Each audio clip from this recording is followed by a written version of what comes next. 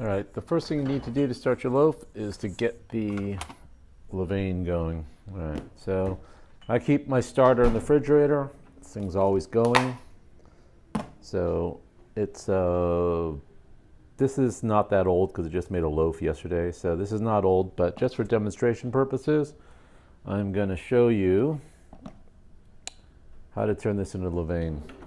So what's the difference between starter and levain? Starter is the old stuff that you just have in here. This is just basically, it could, if this had been in here for over a week, it'd be pretty bad state. Not the right acidity, not smelling good, not fresh. So, but it's only been here a day. This could probably be used for levain. But just for demonstration purposes, we're going to pretend it's really old. And we are gonna freshen it up. So, all right, so here's how I do it. So, like I said, how to get starter. This is natural yeast. So this is not instant dry yeast. This is the so-called the real stuff. People call it sourdough, but the loaf we're gonna make is not gonna be sour. Just natural yeast, okay? This stuff's growing everywhere. You can put your hands down. You can get this stuff anywhere. So have a friend give it to you. Order it through the mail. It's out there. It's cheap. All right. So what I'm going to do is I'm going to dump a lot of this stuff. I'm going to pretend it's old. It's not. It's actually pretty good stuff. But I'm going to bust it down to just a little bit left.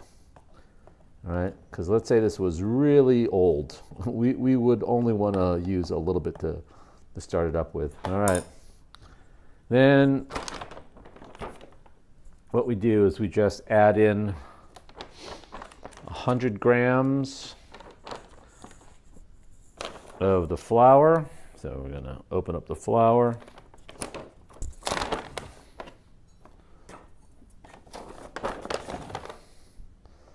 So what we're going to do is we're just going to dump in 100 grams of flour.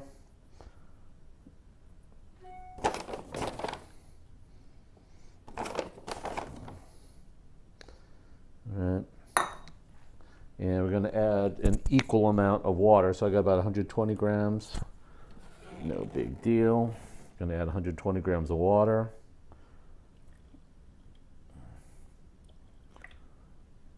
Close enough. Then we're going to mix it up. All right. So then all I'm going to do now is just mix it up. So what you're doing is you're just giving it new food, giving your yeast colony new food. So you're diluting down your yeast colony. And you're just going to give it a lot of time to multiply. So we're just going to mix it up. Now, yeah, we have chlorinated water here in San Diego. I run it through a filter. I think even if it was tap water, it would be fine. Of course, the best thing to do is probably use some, especially if you live in a climate that's, I don't know. I mean, I never have trouble with yeast. It always multiplies. Because it's kind of hot in my condominium here, and it's like, because these things, it's a high rise, they got lots of fucking window space. So, and it's like massive amounts of window space. So the place just gets fucking hot.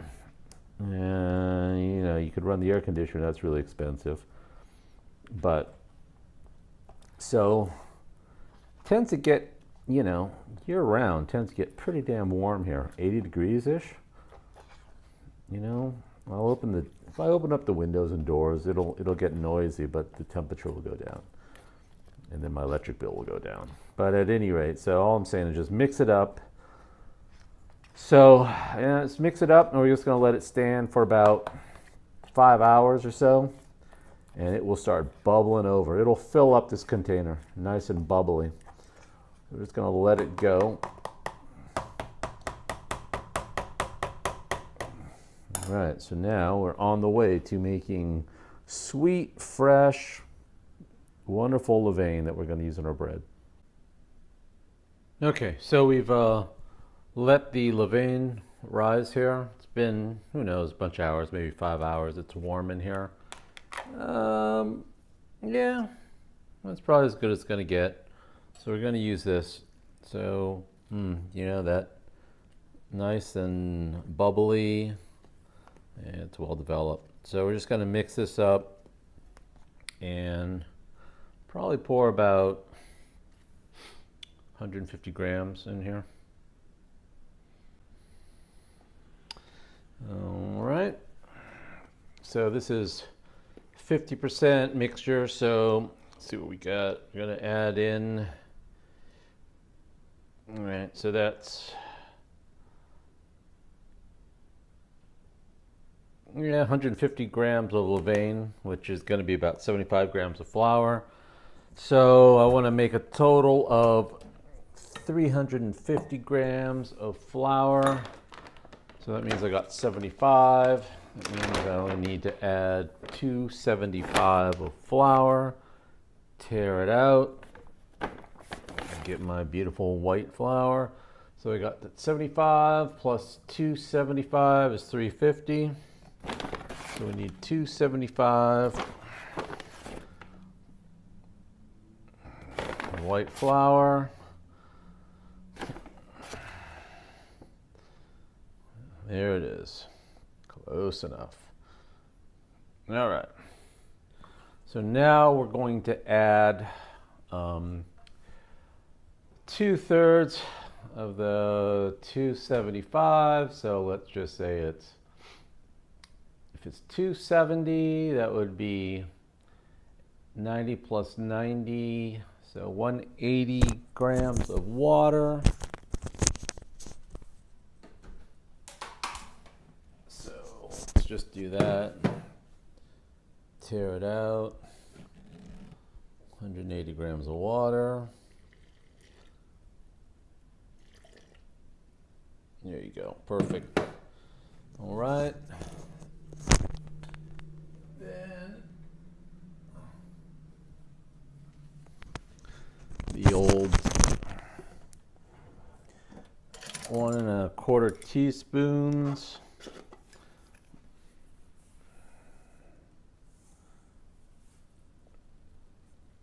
salt. All right.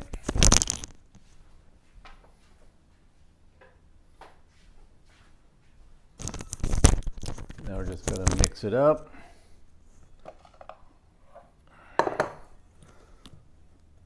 I'm tired, I just got back from a bike ride, so what I'm going to do here is I'm just going to combine the ingredients.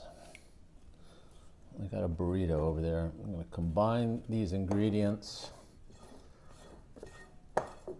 Just let it sit for a minute. So it's at night, just got back from the bike ride. It's about 9:30 p.m. I rode with Dos Llantas, a No Hands Wednesday ride. Kids are pretty fast today. Ripping around Fiesta Island. Of course, I got spun out because I'm riding 4816, but when we came back up Presidio, that was good. I was able to power through that climb. All right, so here we are just combining the ingredients. It's good. We're going to end up kneading this a little bit, and then it's night. We're just going to let it rise. We're going to let it bulk rise overnight. I might not even need this thing. Got a long bulk rise? Fuck it. All right, so that's what we're going to do.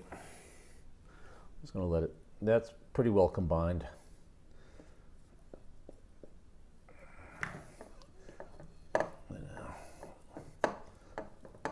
Mix it around a little bit. I guess the only paranoia that I have, not much, the only thing I care about a little bit is getting that salt combined in well.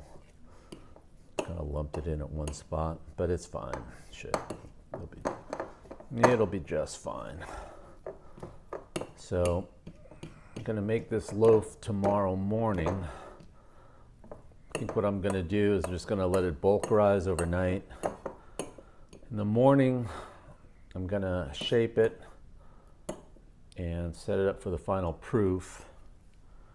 Then I'll probably go do something early in the morning, let it proof for a few hours, and then so let it proof for a few hours, and then come back and bake it. So there it is. All I gotta do is I'm gonna seal it in here.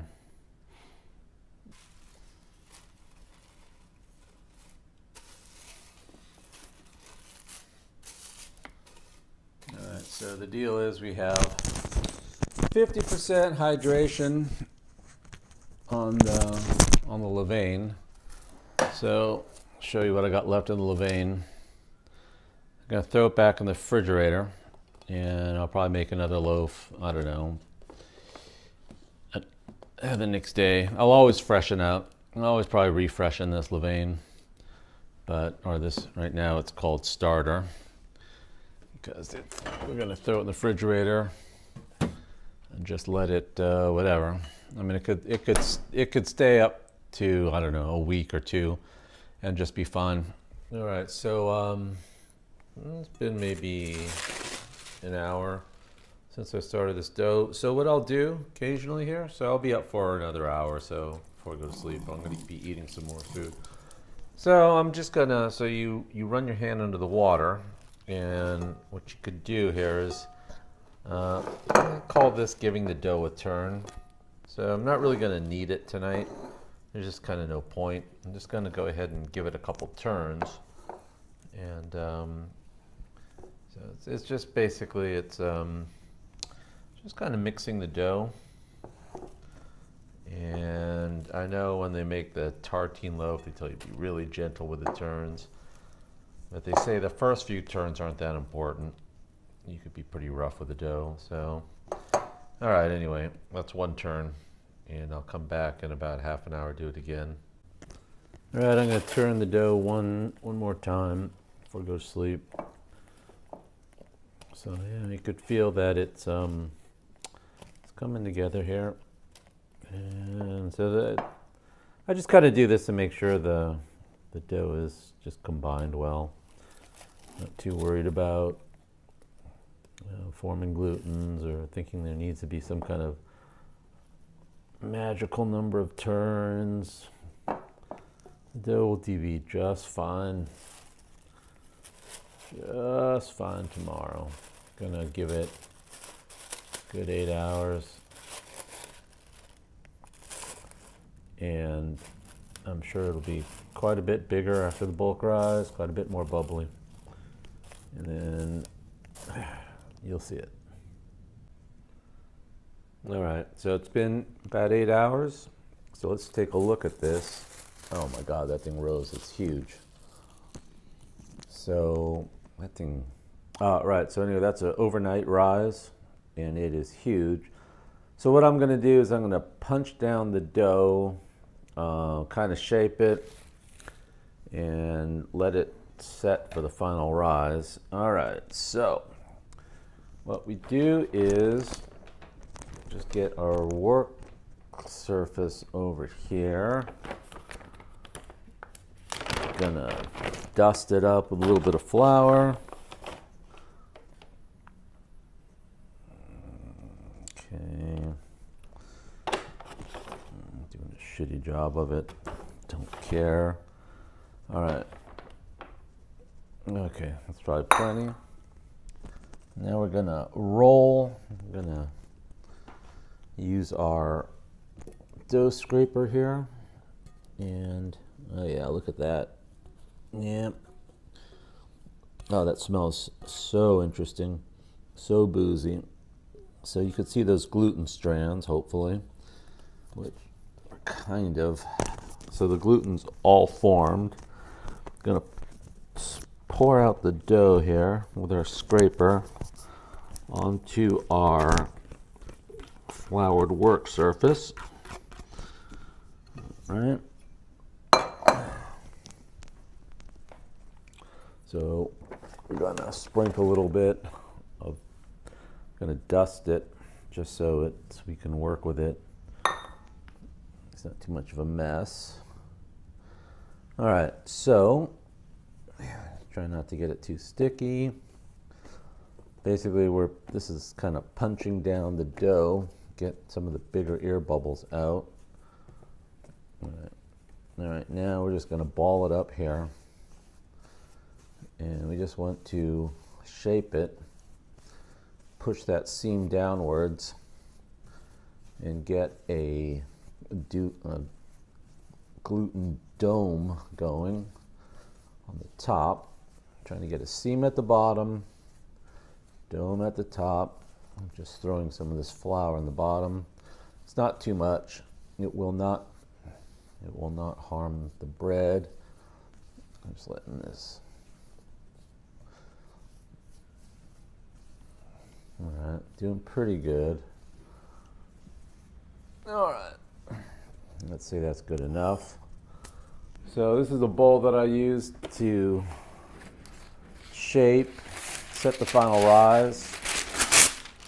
I used parchment paper because, as you'll see later, just makes transfer to the Dutch oven much easier. All right. There it is. All right. Also spray it here. Get some more nonstick goodness. Now I put this thing seam side down, and so there it is. I'm gonna let this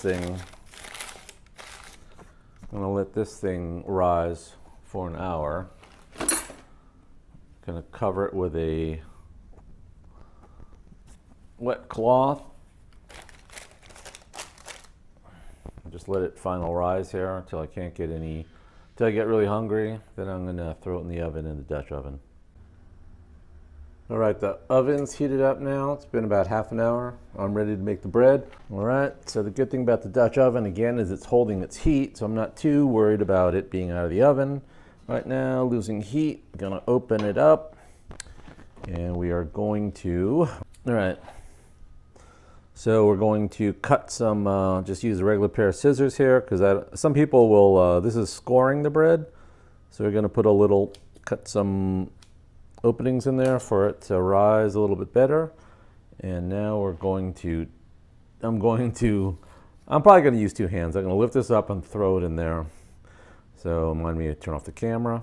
All right, fantastic. It's in. And it's actually starting to cook. Let's cover this thing. So we're gonna cover it up now. And it's good enough. All right, we're gonna throw it back in the oven at 500 and cook it for 20 minutes.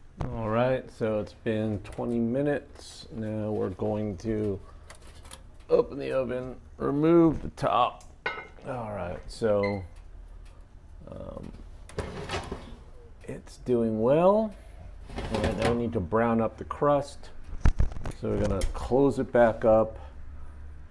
I'm gonna turn it down to 450 and let it cook for another 20 minutes. All right, so 25 minutes later, we have this. So that's a total of 20 minutes with a lid on at 500 and 25 minutes with a lid off. All right, so let's cut this thing open, see what we got here.